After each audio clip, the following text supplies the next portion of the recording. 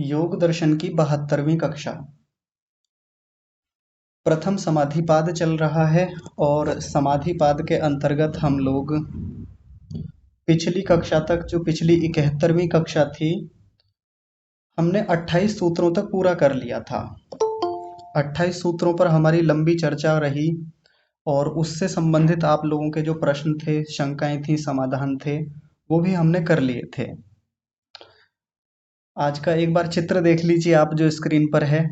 इसको मैंने डिजाइन किया था परसों ही, और मैंने सोचा कि हमारी स्क्रीन पर यदि ऐसा अच्छा एक डिजाइन रहेगा, ऐसा एक चित्र हमको दिखता रहेगा, तो मन में भी भाव तत्संबंधित विषयक ही रहेंगे, जैसा विषय हमारा चल रहा है। देखिए, इधर योगेश्वर श्री कृष्ण जी का उपासना करते हुए चित्र है, और इधर कोई ये ऋषि का चित्र है, वो कुछ लेखन का कार्य कर रहे हैं। इन सब चित्रों का बड़ा प्रभाव जीवन में पड़ता है, बड़ी अच्छी वृत्तियां बनती हैं, अच्छे भाव आते हैं।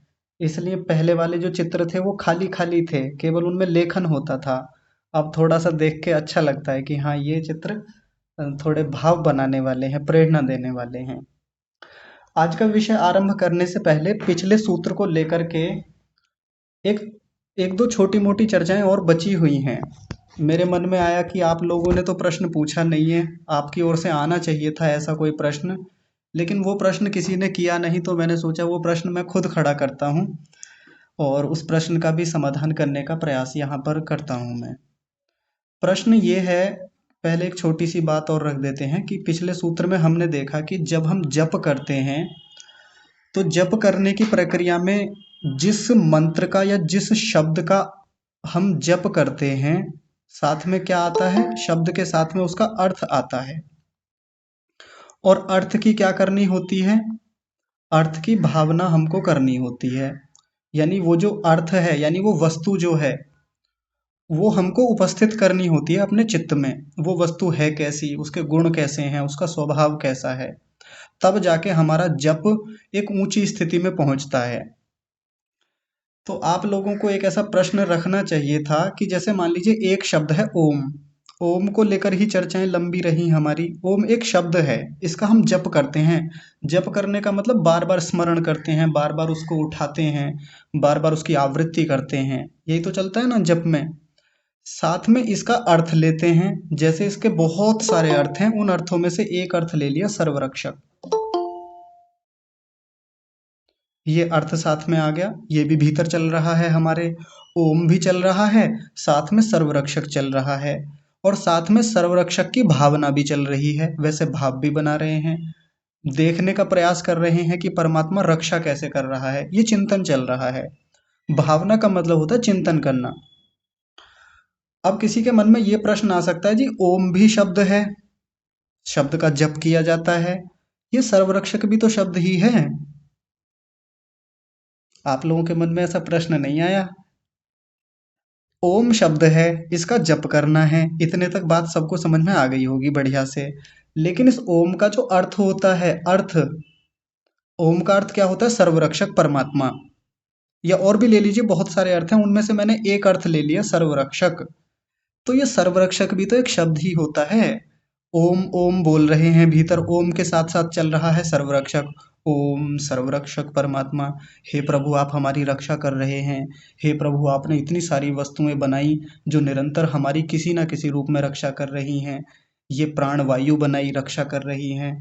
तो ये जो ओम के साथ सर्वरक्षक चल रहा है, सर्वरक्षक की भावना बन रही है, तो ये भी तो शब्द ही है। तो क्या इस शब्द का भी जप किया जा सकता है? ओम को हटा दें, ओम को एक तरफ रख दें, अब केवल सर्वरक्षक को उठा लें, और सर्वरक्षक को लेकर के क्या जप कर सकते हैं हम कि सर्वरक्षक सर्वरक्षक सर्वरक्षक? इससे भावना बनानी बड़ी आसान हो जाएगी। और पहली वाली प्रोसेस जो है वो थोड़ी लंबी है। ओम, ओम के साथ फिर उसका अर्थ आएगा सर्वरक्षक, फिर उसकी भावना करेंगे। ये प्रोसेस थोड़ी लंबी और थोड़ी बड़ी अ, जटिल जैसी है, कठिनाई पैदा करने वाली है, ऐसा लग रहा होगा कई लोगों को। हो सकता है मन में आया हो किसी के, या जो लोग गंभीरता से विचार करते हैं उनके मन में ये प्रश्न आता है कि जी केवल सर्वरक्षक को उठा लें हम, सर्वरक्षक शब्द ले लिया और इसी का चिंतन कर रहे हैं, इसी पर एक लंबा भाव बना रहे हैं। ये प्रश्न है। इसका समाधान क्या होना चाहिए? तो समाधान यही है, ले सकते हैं बिल्कुल। सर्वरक्षक ले लें, सर्वज्ञ ले लें, न्यायकारी ले लें, विराट ले लें, अग्नि ले लें, विश्व ले लें, हिरण्यगर्भ ले लें, वायु ले लें, तेजस ले लें, अग्नि, कितने नाम है परमात्मा के, ढेर सारे। वो सब ओम के ही अर्थ आते हैं। ले लें उनको सबको, जितना लेना है। ये जितना हमने पिछली कक्षाओं में देखा, ओम के इतने सारे अर्थ देखे, उनमें से कोई सा भी ले लें, उसी का जप कर लें, कोई बात नहीं है, कोई दिक्कत नहीं है। वो उससे भी काम चलाया जा सकता है। जैसे उदाहरण के रूप में हमने एक ले लिया, अग्नि। ओम का एक अर्थ होता है अग्नि। अग्नि का मतलब होता है प्रकाश स्वरूप, प्रकाश देने वाला, यानी ज्ञान कराने वाला। प्रकाश का मतलब होता है ज्ञान, कि हे प्रभु आप ज्ञान कराने वाले हैं। ये सारे संसार का ज्ञान आप हमको कराते हैं। ये सारा संसार आपने हमारे लिए प्रकाशित किया। आपने हमको वेदों का ज्ञान दिया। आप हमको गहरी वस्तुओं के ज्ञान कराते हैं। समाधि में जाकर के जो पंच महाभूत हैं उनसे लेकर के और आत्मा पर्यंत सब पदार्थों का आप हमको ज्ञान कराते हैं। ये देखिए किसका अर्थ चल रहा है, अग्नि का। अग्नि शब्द का ही जप कर रहे हैं और उसी से संबंधित भावना भी बना रहे हैं। बिल्कुल किया जा सकता है। तो फिर अब आपके मन में फिर एक प्रश्न आएगा, तो फिर ये ओम के जप की बात क्यों कही थी? ये प्रश्न आ सकता है ना, ओम के जप की बात क्यों कही? ओम के जप की बात इसलिए कही क्योंकि ओम है मूल शब्द, मूल। इसी से वो सारे अर्थ निकले हैं। अगर हमने ओम को ही हटा दिया और इसके केवल अर्थों को ले आए, तो फिर हम अपनी मर्जी से कुछ भी अर्थ ला सकते हैं, किधर भी भावना हमारी घूम सकती है, मुड़ सकती है। लेकिन मूल में यदि ओम रहेगा और हमने ठीक ठीक उसके अर्थों को जानने का प्रयास किया है, तो एक सीधी बात यह है, हम भटकेंगे नहीं अपने जप में। इसलिए ओम के जप की बात की जाती है। ओम नाम का शब्द रहेगा, उस शब्द के साथ उसका अर्थ चलेगा और उस अर्थ की भावना लगातार बना के रखनी है हमको। ये सही विधि है। अब बात आ रही होगी समझ में अच्छे से। सर्वरक्षक भी शब्द है, उसको लेकर भी हम जप कर सकते हैं। सर्वरक्षक शब्द का भी जप किया जा सकता है। सर्वज्ञ शब्द को लेकर के भी हम जप कर सकते हैं, लंबा जप कर सकते हैं, कोई बाधा नहीं है। लेकिन यदि ओम उसके मूल में रहेगा, ओम को हम आधार बना करके उसके सभी अर्थों पर चिंतन करेंगे, लंबा चिंतन करेंगे, हमारा जप गहरा होता चला जाएगा, उसका लाभ अधिक मात्रा में मिलेगा। अब जैसे पीछे एक चर्चा रही थी कि कुछ लोग तो शब्द पे ही केंद्रित हो जाते हैं और उसी को सब कुछ मान के बैठ जाते हैं। कहते हैं कि ओम में से बहुत सारी तरंगें निकलती हैं, वाइब्रेशंस होती हैं, कंपन होती है, और वो कंपन सीधा हमारे मन पे प्रभाव डालती है। उस कंपन से हमारे मस्तिष्क पर कोई सकारात्मक प्रभाव पड़ता है, उससे नस नाड़ियाँ खुल जाती हैं, उससे अम, पता नहीं क्या ये न्यूरॉन्स में विकास हो जाता है, वृद्धि हो जाती है। अलग अलग तरीके की वैज्ञानिक व्याख्याएं लोग करते हैं। ये वही लोग हैं जो केवल ओम शब्द पर केंद्रित हैं। हाँ, उतने लाभ होते हैं, इस बात को बिल्कुल स्वीकार किया जाता है कि ओम से यदि कोई वैज्ञानिक लाभ वैसे होते हैं, हमारे भीतर फिजिकली किसी प्रकार का कोई सकारात्मक परिवर्तन आता है, बहुत बढ़िया है। ओम को लेकर बिल्कुल चलें, लेकर चलना भी चाहिए। लेकिन केवल शब्द को लेकर हम आगे बढ़ेंगे, इससे तो लाभ होने वाला नहीं है। जब तक उस शब्द के साथ उसका अर्थ न जुड़े और अर्थ की भावना ना आए साथ में, यानी उस पर उस चिंतन ना हो उस विषय पर। अब जैसे ही हमने ओम शब्द एक बार बोला मन में, अब आप इसको थोड़ा और गहराई से समझने का प्रयास कीजिए। विधि क्या है? एक बार ओम बोला, ओम के साथ सर्वरक्षक आया। अब थोड़ी देर के लिए सर्वरक्षक को ही आधार बनाएं, कैसे कैसे परमात्मा हमारी रक्षा कर रहा है। अब यहाँ एक एक क्षण को आपको ये लगेगा, ये सोच सकते हैं कि जप तो रुक गया, अब तो केवल सर्वरक्षक पर एक चिंतन चल रहा है, जप कहाँ चल रहा है? चल तो रहा है जप भी, ये जप की ही प्रक्रिया है, जप का ही हिस्सा होता है ये चिंतन जो चल रहा है अभी। अब काफी देर विचार कर लिया, अब लगा कि जैसे कई बार ये होता है कि हम चिंतन कर रहे थे सर्वरक्षक का, लेकिन विषय भटक गया, अब भीतर से चंचलता आ गई, अब दूसरा विषय आने को लगा, तुरंत एकदम जप को फिर से ले आए, यानी ओम शब्द को फिर से लाए, ओम के साथ सर्वरक्षक का अर्थ फिर से लेके आए, फिर से चिंतन शुरू कर दिया। ये होता है बार बार अपने जप में आवृत्ति करना। तो लंबा चिंतन चलेगा, एक बार शब्द, उसका फिर अर्थ और उस अर्थ की लंबी भावना, ये जप का ही हिस्सा है। लेकिन अब जो लोग नए हैं, जो लोग आरंभिक अभ्यासी हैं, उनको तो शुरू में जल्दी जल्दी करना होता है पहले, क्योंकि बहुत सारे विषय आ रहे होते हैं मन में। तो ओम सर्वरक्षक, ओम सर्वरक्षक, ओम सर्वरक्षक, ओम सर्वरक्षक, ओम सर्वज्ञ, ओम आनंद, ओम आनंद, ऐसे करके एक अभ्यास बनाना होता है शुरू शुरू में जल्दी जल्दी। जब वो अभ्यास मजबूत होने लगता है, दुरुस्त होने लगता है, परिपक्व होने लगता है, कहीं दृढ़ भूमि वाला होने लगता है, फिर ऐसी स्थिति में धीरे धीरे उस जल्दी जल्दी जपने वाली प्रक्रिया को धीमा किया जाता है। धीमा करते करते चिंतन को बढ़ाया जाता है। ये करना ही होता है हमको। और अगर हम ये सोचें कि आज से ही हम जप शुरू करें और ओम, ओम के साथ सर्वरक्षक और फिर सर्वरक्षक पर लंबा चिंतन करें, सबके लिए आसान नहीं होता ये काम। माला ली जाती है कई बार हाथ में। कुछ लोग माला का सहारा लेकर के जप करना शुरू करते हैं। तो एक पक्ष तो वो है लोगों का या कुछ विद्वानों का कि जो सीधा सीधा खंडन करते हैं। कहते हैं कि माला फेरत जुग गयो गयो न मन को फेर, और कर का मन का डारी के, मन का फेर। ऐसे करके एक दोहा आता है, शायद कबीरदास जी का है, कि माला फेरते फेरते तो ये कितने युग बीत गए, कितना समय बीत गया आपका। गया ने मन का फेर, मन के भीतर जो फेर है ना, आपके मन के भीतर जो कुंठाएं हैं, मन के भीतर जो वासनाएं हैं, वो तो गई नहीं। इतनी मालाएं जप ली आपने। कर का मन का डारी के, मन का फेर। ये हाथ में जो मन का ले रखा है ना, मन का कहते हैं वो जो माला में जो बीज होते हैं, मोती होते हैं, उनको मन का बोला जाता है। कि वो जो कर्म यानी हाथ में जो मन का ले रखा है, माला ले रखी है, उसको एक तरफ डालिए, एक तरफ हटाइए उसको, और फिर मन का फेर। एक बार मन में जा करके मन के भीतर जो मोती हैं, मन के भीतर जो बीज हैं, यानी मन के भीतर जो वृत्तियां हैं, उनको फेरना शुरू कीजिए। फेरना मतलब उनको बार बार आवृत्ति करना, उनको बार बार उठाना, उनको जाके टटोलना, चिंतन मनन करना, वो करिए। बिल्कुल सही बात है, बहुत अच्छी बात कही है। लेकिन कई बार आरंभिक अभ्यासियों को माला उठानी पड़ती है। बिल्कुल खंडन नहीं है इस बात का। नहीं तो मैं कई बार आर्य समाजों में देखता हूँ, अगर कोई व्यक्ति माला से जप करता हुआ मिल जाए, तो ये आर्य समाजी, तथाकथित आर्य समाजी, मतलब मैं सबको नहीं कह रहा हूँ, कुछ ऐसे होते हैं जो कहते हैं ये माला क्यों जप रहे हैं आप, ये तो पाखंड है, ये तो मूर्खता है। आप गिन के करते हैं क्या जप? आप क्या ऐसे करते हैं? अभ्यास बनाया जाता है कई बार शुरू में, मालाएं उठाई जाती हैं, माला उठाना बुरा नहीं है। व्यक्ति बैठना तो सीखता है माला से, थोड़ा उसकी एक प्रवृत्ति बनती है कि हाँ जी, आज एक कंप्लीट कर ली मैंने, आज दो हो गई थी मालाएं, उस दिन तीन हो गई थी। इतने समय के लिए बाहर के विषयों को तो रोक रहा है वो, इतने समय के लिए बार बार आवृत्ति तो बना ही रहा है ओम की, या जिस चीज का वो जप कर रहा है उस चीज की, किया जाता है।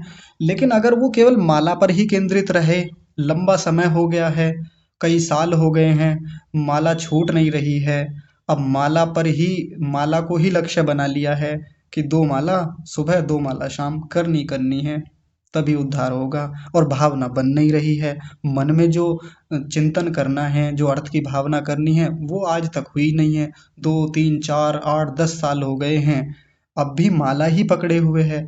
ये खराब बात है, इसको तो छोड़ना पड़ेगा। तो जैसे कई बार कई लोग कहते हैं ना कि हमारी जप में प्रवृत्ति बन नहीं रही है, प्रयास करके देख लिया जप करके, जप में मन लगता ही नहीं है, जप में वो स्थिति बन ही नहीं रही है।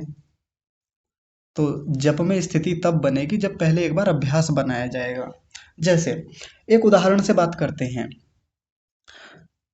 कई बार जो बहुत गंभीर पढ़ने वाले लोग होते हैं, जो आजकल की व्यवस्था में पढ़ते हैं, मान लीजिए कोई कंपटीशन की तैयारी करने वाला कोई स्टूडेंट है, अब वो पढ़ने की कोशिश करता है, आज के समय में पढ़ने बैठता है तो बहुत सारी बाधाएं आती हैं। कभी घर वालों ने बुला लिया, कभी दोस्तों ने बुला लिया, कभी खेलने का मन हुआ, कभी फ़ोन में नोटिफिकेशन आ गए तो यूट्यूब पर ही घंटों बिता दिए, सोशल मीडिया के किसी अन्य प्लेटफॉर्म पर जाकर कई कई घंटे हो गए, और वो अपना अनुमान नहीं लगा पाता कि मैं आज पढ़ा कितना।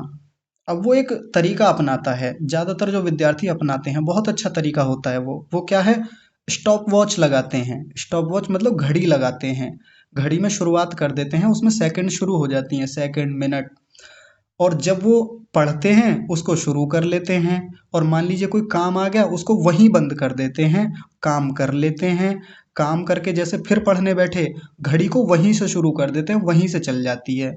फिर काम याद आया, घड़ी वहीं बंद कर दी, फिर पढ़ने बैठे घड़ी वहीं से शुरू कर दी। तो एक पूरे दिन का वो आकलन करते हैं कि आज मैंने कितनी पढ़ाई की।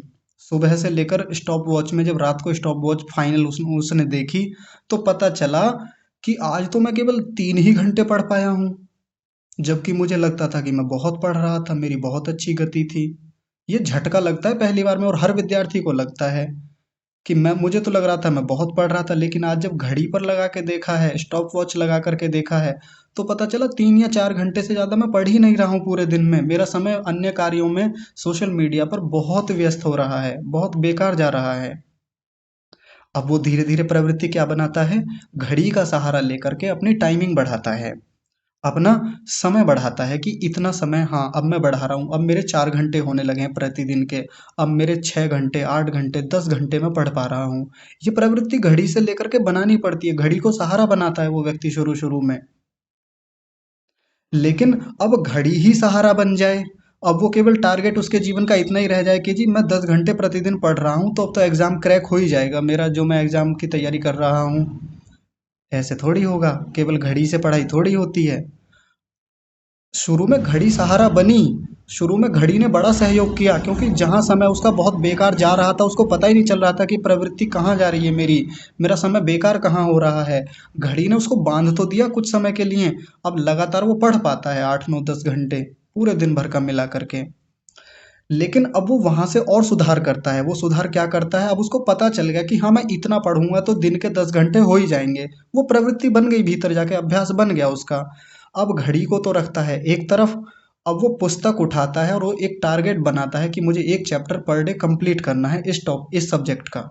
गणित का ये वाला चैप्टर आज कंप्लीट करके उठूंगा, फिजिक्स का ये वाला करके उठूंगा, ये वाला रीजनिंग का ये वाला, इसका वो डेली के फिर टारगेट सेट करता है अपने। अब घड़ी केंद्र में नहीं है, अब 10 घंटे केंद्र में नहीं है, अब उसका टारगेट है पर डे एक टॉपिक मुझे कवर करना है, उसको पूरा करना है मुझे। इसमें से सबसे अच्छा कौन सा है, दूसरा वाला तरीका, क्योंकि दूसरे वाले तरीके से वो व्यक्ति कंसेप्ट को क्लियर कर रहा है। पहले घड़ी केंद्र में थी, लेकिन घड़ी ने अभ्यास बनवाया उसका, घड़ी वहां तक लेके गई, जो उसका समय इधर उधर व्यर्थ हो रहा था और वो भ्रम में जीता था कि मेरा बहुत अच्छा अभ्यास हो रहा है, मैं बहुत पढ़ता हूँ। वैसे ही जप की बात है, शुरू शुरू में व्यक्ति को पता ही नहीं लगता कि कितना मेरा जप हो रहा है, कितना मैं कर पाता हूँ, प्रवृत्ति नहीं बनती। धीरे धीरे माला उठा करके वो शुरू करता है, आज 2 हो गई थी माला, आज 3 हो गई, अब मैं इतने घंटे बैठ पा रहा हूँ, इतनी देर तक बैठ जाता हूँ। क्योंकि माला में एक निश्चित संख्या है, माला में व्यक्ति के सामने एक लक्ष्य जैसा बन जाता है कि हाँ इतना लक्ष्य, इतने समय तक इतनी प्रवृत्ति बनानी बनानी है। धीरे धीरे जब 1 2 साल तक व्यक्ति करता है, फिर उसको अभ्यास हो जाता है कि भाई हाँ इतने समय में माला हो जाती है। माला रख दे एक तरफ, अब मंत्र उठा ले, अब ओम को उठा ले, उसके अर्थ को उठा ले, अर्थ की भावना को करे, धीरे धीरे इसमें विस्तार करे, इसमें चिंतन मनन करे, गहरा चिंतन। ये है जप। कल बड़ी एक रोचक बात मैंने देखी, यूट्यूब पर मैं कोई वीडियो देख रहा था, एक बड़े अच्छे टीचर हैं डॉक्टर विकास दिव्य कीर्ति, उनका कोई वीडियो था सरदार संगोष्ठी के नाम से। क्षमा कीजिए, सरदार वल्लभ भाई पटेल के जीवन पर आधारित किसी विषय पर वो व्याख्यान दे रहे थे, और नीचे जो समाज बैठा था, वो समाज गुजरात का वो बड़ा समाज था जो बहुत जागरूक समाज है, जो बहुत प्रतिष्ठित समाज है। अब जैसे कैमरामैन अपने कैमरे को घुमा रहा था, तो मैंने देखा वहां पर कि एक व्यक्ति पर ले जाकर कैमरे को रोक दिया थोड़ी देर के लिए। गंभीर विषय चल रहा था, जो वक्ता बोल रहे थे बड़े गहरे विषय पर बातचीत कर रहे थे, लेकिन एक व्यक्ति जिस पर जाकर कैमरा रोका, उस व्यक्ति के हाथ में एक माला थी, और माला मुश्किल से 20 या 25 बीजों की रही होगी। उसमें मन के जो थे, मोती जो थे, लगभग 20 25 होंगे। ऐसी बड़ी माला नहीं थी जैसी हम और आप लोग धारण करते हैं, 108 मन के वाली, वैसी नहीं थी। 20 25 मन के रहे होंगे। और उस व्यक्ति के होठ चल रहे थे, और साथ में तर्जनी अंगुली और साथ वाला अंगूठा उस माला के मनकों को बड़ी शीघ्रता से आगे आगे आगे आगे धकेले जा रहा था बड़ी शीघ्रता से। उधर वक्ता अपने गंभीर विषय को रख रहा है और ये महाशय क्या कर रहे हैं, और मतलब दिखने में बड़े वरिष्ठ व्यक्ति हैं, दिखने में उनकी वेशभूषा आदि से ऐसे लग रहे हैं कि जैसे बहुत धार्मिक या बहुत ऊंचे प्रतिष्ठित व्यक्ति हैं समाज के, ऐसे दिख रहे हैं। ऐसा नहीं कि कोई ऐसे ही व्यक्ति है सामान्य रूप से। और मन के बड़ी शीघ्रता से आगे पीछे, मतलब वो एक तरफ को करते हैं ना, जब जप करते हैं तो अंगूठे से उसको एक एक मन के को एक एक मोती को व्यक्ति भीतर की ओर को जल्दी जल्दी करता रहता है। और होठ हिल रहे हैं। होठ हिलने का मतलब क्या है कि व्यक्ति लगातार जप कर रहा है। आप लोग एक बार विचार करके देखिए, क्या ऐसे जप हो सकता है? लगातार धुआंधार और बड़ी शीघ्रता से मंत्र का जप चल रहा है। उनका जो अपना मंत्र होगा ले रखा होगा कोई, या ओम नाम का, राम नाम का, राधे राधे इत्यादि कुछ भी ले रखा होगा, तो उस पे वो लगातार जो जप चल रहा होगा, कितनी अर्थ की भावना हो रही होगी। आप लोग एक बार विचार करके देखिए, जो ऋषि हमको समझाना चाह रहे हैं, अर्थ की भावना बन रही होगी उस व्यक्ति के भीतर। इतना शोर है उसमें, वो जो एक सभागार है उसमें बोलने वाला जो वक्ता है, उसकी आवाज पूरे हॉल में गूंज रही है। अर्थ की भावना मुश्किल से बन रही होगी, बहुत मुश्किल से। जप के लिए एकांत चाहिए, जप के लिए प्रवृत्ति चाहिए, जप के लिए भावना चाहिए, स्थिरता चाहिए, एकाग्रता चाहिए, सात्विकता चाहिए। अब हम अपना अपना देख लें। ये तो मैंने एक उदाहरण रखा, ऐसा नहीं कि मैं उन सज्जन की निंदा कर रहा हूँ, उन सज्जन को दोष दे रहा हूँ। एक बस आकलन करने की बात है, उनका आकलन कर रहे हैं, हम अपना अपना कर लें, एक बार देख लें हमारी प्रवृत्ति जप के प्रति कैसी है। ठीक है। एक छोटा सा विषय मुझे और रखना है, एक प्रश्न और उठता है यहीं से जप के संदर्भ में। वो क्या है? जैसे मान लीजिए हमने कोई मंत्र ले लिया कि आज हम इस मंत्र का जप करेंगे। मान लीजिए महामृत्युंजय मंत्र ले लिया, ओम त्र्यंबकम वाला जो है मंत्र। आज से बोलना शुरू किया, जैसे ही बैठे आसन लगाया और मंत्र को बोलना शुरू किया, और ओम त्र्यंबकम यजामहे से लेके मामृतात जो अंतिम शब्द है उस तक बोल दिया हमने। अब कोई पूछे कि ये वृत्ति कैसी है, मंत्र को बोलने की जो वृत्ति है, हमने 5 प्रकार की वृत्तियां पीछे पढ़ी हैं, उनमें से कौन सी वृत्ति में आएगा ये? प्रत्यक्ष प्रमाण वृत्ति है, अनुमान प्रमाण वृत्ति है, आगम प्रमाण वृत्ति है, या इसके अलावा विपर्यय वृत्ति है, विकल्प वृत्ति है, निद्रा वृत्ति है, या स्मृति वृत्ति है? ये जो जप चल रहा है, व्यक्ति बार बार अब उसको बोल रहा है, बार बार बोल रहा है, बार बार बार बार बार बार गायत्री उस महामृत्युंजय मंत्र का जो अब जप कर रहा है, ये कौन सी वृत्ति के अंतर्गत आएगा? तो एक बार शुरू से उठा लेते हैं। प्रत्यक्ष प्रमाण वृत्ति नहीं, अनुमान प्रमाण वृत्ति नहीं, आगम प्रमाण वृत्ति हाँ, इस पे जाके कई लोगों का एक मत होगा। मैं आपके माइक नहीं खोलूंगा, बस ऐसे ही आप विचार करते रहिए। आगम प्रमाण वृत्ति जैसा लग रहा है ना, कि हाँ भाई ये मंत्र वेद का है और ऋषियों के द्वारा हम तक पहुंचा है, परमात्मा से ऋषियों के द्वारा हम तक पहुंचा, आगम वृत्ति है। किसी को यहाँ लग सकता है, तो अभी इसको रख लेते हैं। एक तो आगम प्रमाण वृत्ति हो गया। आगे चलते हैं विपर्यय वृत्ति, यानी उल्टा ज्ञान। ना ना, ये तो नहीं है। आगे विकल्प वृत्ति, ना विकल्प वृत्ति भी नहीं है। निद्रा वृत्ति, ना निद्रा वृत्ति से भी अलग है ये तो मामला। और अंतिम बचा स्मृति वृत्ति। स्मृति वृत्ति में होता क्या है कि पुरानी कोई बात है, पुराना कोई अनुभव है पहले का किसी भी प्रकार का, अब उसको न भूल पाना, उसको फिर से उठा लेना, ये स्मृति वृत्ति होती है। तो एक तो हो गई आगम वृत्ति और एक हो गई स्मृति वृत्ति। अब इसमें से किसको लेंगे हम? प्रश्न तो बनता ही है कौन सी वृत्ति है, क्योंकि वृत्ति तो है और इस वृत्ति के आधार पे ही जप चलता है। वृत्ति को हटा करके जप कर ही नहीं सकते हम, तो कौन सी वृत्ति में लें इसको? अब किसी को लगेगा जी आगम वृत्ति पर ज्यादा जोर लग रहा है हमारा, तो यानी झुकाव किस ओर ज्यादा है? आगम वृत्ति, क्योंकि ये प्रमाण है, ये वेद से उठाई हुई एक सूक्ति कह लीजिए या मंत्र कह लीजिए या बात कह लीजिए। लेकिन ध्यान से समझेंगे, जब मंत्र पहली बार बोला ओम त्र्यंबकम यजामहे सुगंधिम पुष्टिवर्धनम उर्वारुकमिव बंधनान मृत्योर्मुक्षीय मामृतात्। इतना जब पहली बार बोला, यहां तक तो ये आगम वृत्ति है, क्योंकि उठाया है हमने वेद से, उठाया है हमने आगम प्रमाण से, बस यहां तक है।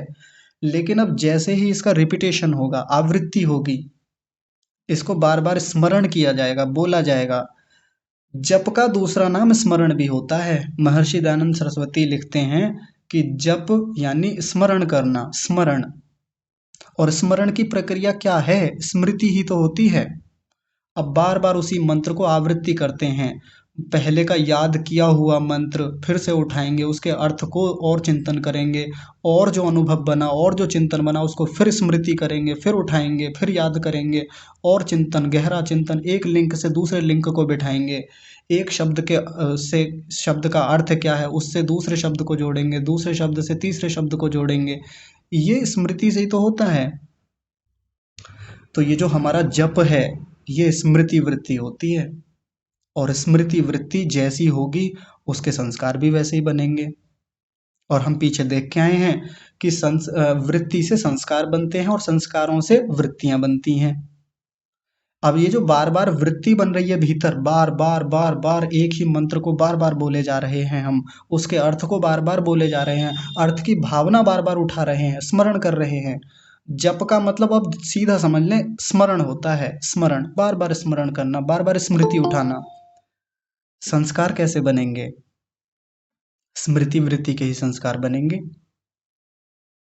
और जितने गहरे संस्कार, उतनी ही उत्तम फिर उस संस्कार से फिर वृत्तियां खड़ी होंगी, फिर बार बार उठेगा।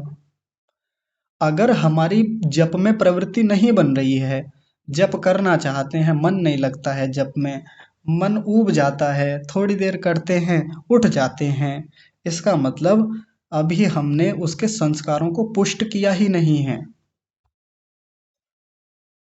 क्योंकि वृत्ति से जो संस्कार बनेंगे, उन्हीं संस्कारों से तो फिर वृत्तियां बनेंगी ना, फिर से उठ के आएगी यही वृत्ति। और उठ के कब आएगी? जब इसका संस्कार भीतर दृढ़ होगा, मजबूत होगा।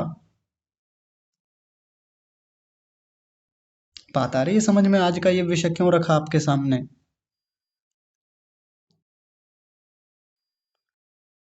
संस्कार बनाने के लिए वृत्तियां गहरी होनी चाहिए, और ये स्मृति वृत्ति के अंतर्गत आएगा। आप लोग इस पर और विचार कीजिएगा, मनन कीजिएगा, और इसमें फिर किसी का कोई प्रश्न हो तो फिर बात करेंगे। एक और बात है छोटी सी। अभी तक परमात्मा का वर्णन चल रहा है, परमात्मा को लेकर के हम चर्चा कर रहे हैं। ईश्वर प्रणिधान से लेके ईश्वर के जप तक की बात आई है। ईश्वर प्रणिधान करें और जप को भी उसी के अंतर्गत ले लेंगे, हम जप करें ईश्वर का। किसी के मन में एक प्रश्न आता है, जब हम भी स्वाध्याय करते थे तो हमारे मन में भी ये प्रश्न आया था, ईश्वर जो है वो साध्य है या साधन है?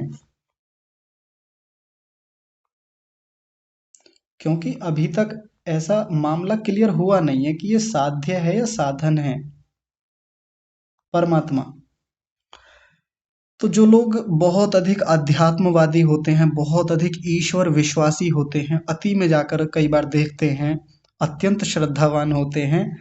अत्यंत श्रद्धावान का मतलब जो श्रद्धा से भी बहुत आगे जाके देखते हैं। श्रद्धावान होना बहुत अच्छी बात है, लेकिन कई बार अति श्रद्धा में जाके जब देखते हैं तो वो कहते हैं ईश्वर तो साध्य है। कुछ लोग ईश्वर को साधन भी मानते हैं। दोनों प्रकार के लोग मिल जाएंगे। कोई कहते हैं कि ईश्वर तो साध्य है। साध्य मतलब जिसको प्राप्त करना है, जो अंतिम है, बस उसी को प्राप्त हो जाने पर फिर प्राप्त करने के लिए कुछ शेष नहीं रह जाएगा, ये हमारा साध्य है ईश्वर। ऐसा कुछ लोग मान के चलते हैं। कुछ कहते हैं जी ईश्वर तो साधन है, यानी ईश्वर को आधार बनाया जाएगा, ईश्वर का यूज किया जाएगा, इसको एक साधन के रूप में लिया जाएगा, और जो साध्य कुछ और है, आगे का साध्य है, उसको प्राप्त किया जाएगा। और वो साध्य क्या मान के चलते हैं? कहते हैं कि वो साध्य है मुक्ति। अंततः तो मुक्ति ही चाहिए सबको। पहले बहुत सारे लक्ष्य होते हैं, छोटे छोटे साध्य होते हैं हर किसी के। धीरे धीरे पकड़ता है उन सब चीजों को, धीरे धीरे उनको प्राप्त करते हुए आगे बढ़ता है। एक समय के बाद अंततः कुछ ना कुछ उसको चाहिए।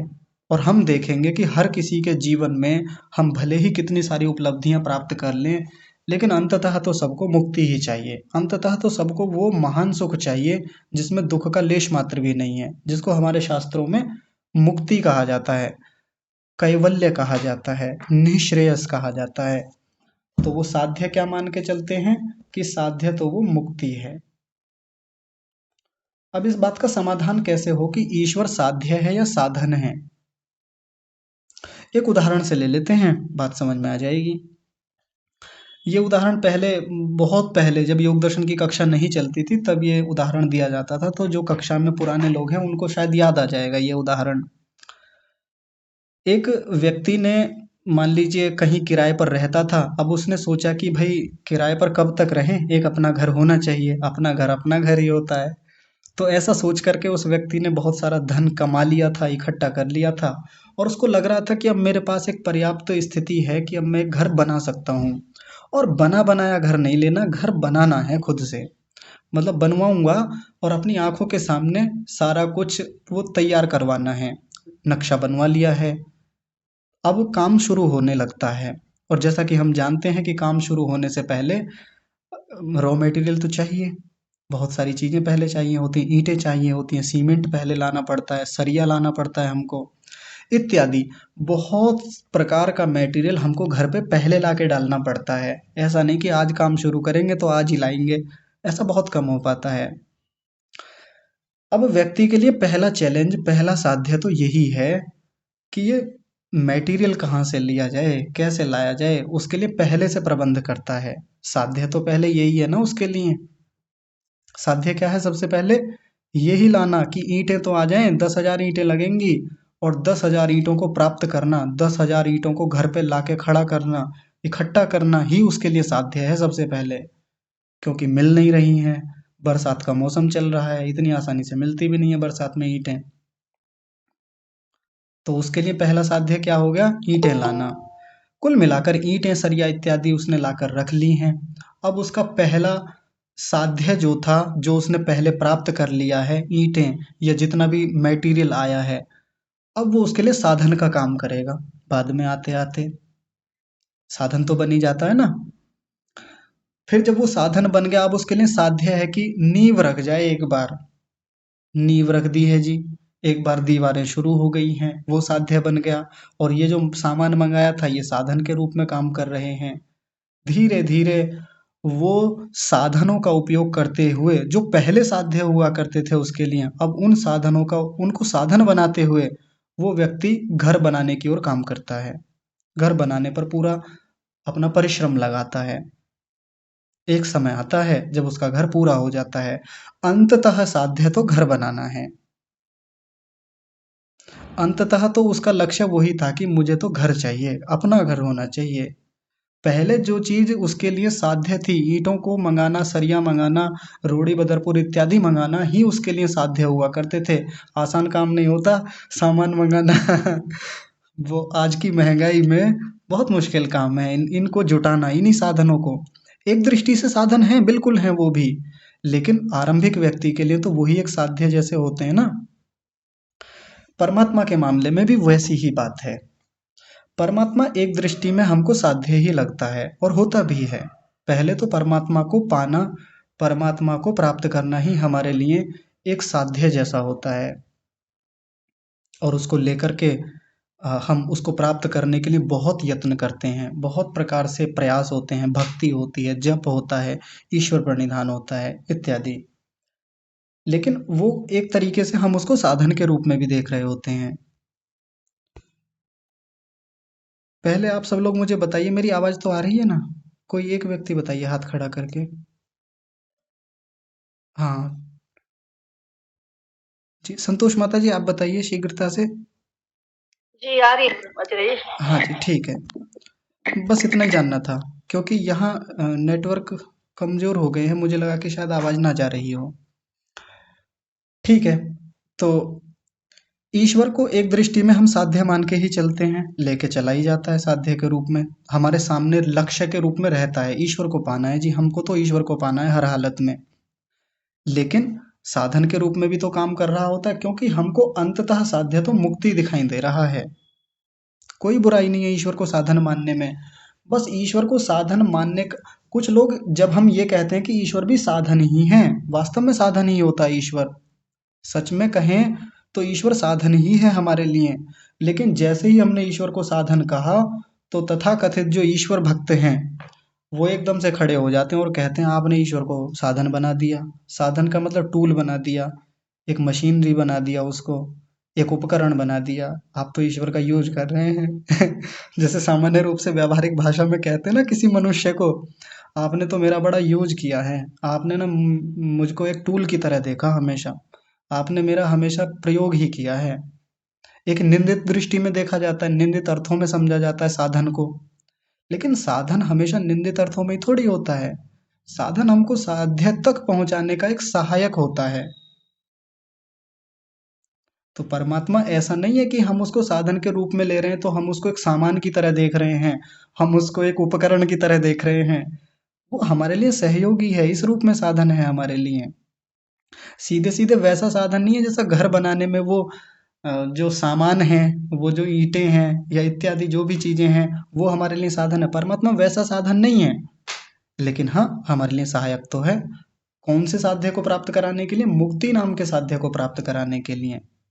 तो यदि परमात्मा को हम साधन माने, मानना भी चाहिए, कोई दिक्कत नहीं है मानने में, तो हम इसको वैसा साधन ना माने जैसा साधन हम सांसारिक दृष्टि से बाकी चीजों को देखते हैं, टूल के रूप में, एक उपकरण के रूप में, एक इंस्ट्रूमेंट के रूप में, वैसा ना देखें।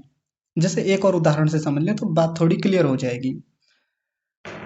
छत पर हमको जाना है और हमने एक सीढ़ी लगा रखी है, वो लकड़ी की सीढ़ी होती है ना, जिसमें डंडे, दो डंडे खड़े होते हैं और बीच में 8-10 वो तिरछे डंडे लगाए जाते हैं, उनको कीलों से जोड़ा हुआ होता है। वो वाली सीढ़ी की बात कर रहा हूं मैं। उस सीढ़ी से हमको छत पर जाना है। छत पर जाना हमारे लिए साध्य है ना, साध्य है। हमको अंततः ऊपर ही पहुंचना है छत पर, ये हमको कुछ काम है ऊपर छत पर जाना, वो मेरे लिए साध्य है। तो हमने सीढ़ी को क्या बनाया? साधन बनाया। पहला पैर पहले डंडे पर, दूसरा पैर दूसरे डंडे पर, दूसरे स्टेप पर जाता है हमारा। ऐसे करके अब ये साधन है हमारे लिए, सीढ़ी जो है। तो एक पर पैर रखा, दूसरे पर पैर रखा, कि एक मतलब एक चीज पर पैर रखकर दूसरे पर चढ़ते हुए व्यक्ति छत पर पहुंचता है। तो वो लोग जो ईश्वर, तथाकथित ईश्वर भक्त हैं, बहुत अधिक ईश्वर विश्वासी हैं, वो ये सोचने लगते हैं जी ये तो ईश्वर को ऐसा मानते हैं सीढ़ी की तरह। सिर, जैसे किसी के सिर पर पैर रखकर व्यक्ति उपलब्धियों को प्राप्त करता है, कि ये तो इतना बड़ा आदमी वैसे ही नहीं बना, ये इसने बहुत लोगों के सिरों पर पैर रख के आगे बढ़ा है, ये बहुत सारे लोगों का यूज किया है, टूल बनाया है इसने, तब जाके कामयाब हुआ है। वो इस तरीके से देख रहे होते हैं, एक सीढ़ी की तरह, एक टूल की तरह, एक इंस्ट्रूमेंट की तरह परमात्मा को। लेकिन ऐसा नहीं है। परमात्मा हमारे लिए बहुत सहायक साधन है। और इस पूरी जप की प्रक्रिया में या ईश्वर प्रणिधान की प्रक्रिया में हम देखेंगे, ईश्वर को हमने टूल की तरह कहाँ लिया है? ईश्वर तो अभी तक आया ही नहीं है, ईश्वर का नाम आया है। ये जप जो चल रहा है, जप की प्रक्रिया में ईश्वर को हमने टूल की तरह लिया है क्या? इंस्ट्रूमेंट की तरह यूज किया है? इंस्ट्रूमेंट तो हमारे पास ऑलरेडी हैं पहले से उसके दिए हुए। क्या? बुद्धि, मन, चित्त, अहंकार, ये पूरा शरीर, ये इंद्रियां, ये सब साधना के लिए हमारे पास पहले से टूल दे रखे हैं। तो परमात्मा ऐसा टूल नहीं है, ऐसा इंस्ट्रूमेंट या ऐसा उपकरण नहीं है। ऐसे उपकरण तो उसने दे रखे हैं। परमात्मा हमारे लिए सहायक साधन जैसा है और उसको लेके बढ़ा ही जाता है। और जब की पूरी प्रक्रिया में परमात्मा सीधे सीधे टूल है भी नहीं। परमात्मा का नाम तो कह सकते हैं कि परमात्मा का नाम हमारे लिए एक प्रकार से साधन जैसा है। उसके नाम को आधार बना करके हम लोग जप की प्रक्रिया में आगे बढ़ते हैं, या उसको प्राप्त करने की प्रक्रिया में, या मुक्ति को प्राप्त करने की प्रक्रिया में आगे बढ़ते हैं। तो परमात्मा तो सीधे सीधे यहाँ भी साधन के रूप में नहीं है। साधन है मानकर चलेंगे, लेकिन वैसा साधन नहीं जैसे सांसारिक साधनों को हम देखते हैं। अंततः साध्य तो मुक्ति ही है हमारे लिए, और परमात्मा हमारे लिए सहायक साधन है, ऐसा मानेंगे। ठीक है जी। तो आज की चर्चा तो केवल पिछले सूत्र को लेकर या पिछली चर्चाओं को लेकर ही मैंने अपनी ओर से आपके सामने रखी है। और ये जो अगला 29वां सूत्र है, बड़ा रोचक सूत्र है, बड़ी गहरी चर्चाएं अब आगे शुरू होंगी, तो इस पर चर्चा हम कल करेंगे। आज का विषय इतना ही रखते हैं। आप सभी का कक्षा में जुड़े रहने के लिए, अनुशासन बनाए रखने के लिए बहुत सारा धन्यवाद। और विशेष रूप से धन्यवाद तो परमात्मा के लिए, जिन्होंने ये सब व्यवस्थाएं, ये सब उपकरण, ये सब अनुकूलताएं हम सबको दी। तो परमात्मा का बहुत सारा धन्यवाद करते हुए आज की कक्षा को यहीं विराम। आप सभी को सादर प्रणाम। आचार्य आप देर से जुड़ी थी बस, लेकिन आपका वीडियो मैं पढ़ूंगी जरूर, बहुत अच्छी थी। जी माता जी। नमस्ते आचार्य जी, नमस्ते। आपको बहुत बहुत साधुवाद। बहुत धन्यवाद। नमस्ते आचार्य जी। नमस्ते आचार्य जी। ज्ञान बताते हैं। नमस्ते। नमस्ते आचार्य जी। नमस्ते आचार्य जी। आचार्य जी।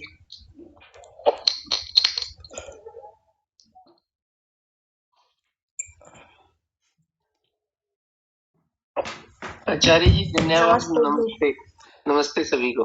नमस्ते जी। सभी को सादर नमस्ते जी। नमस्ते माता जी।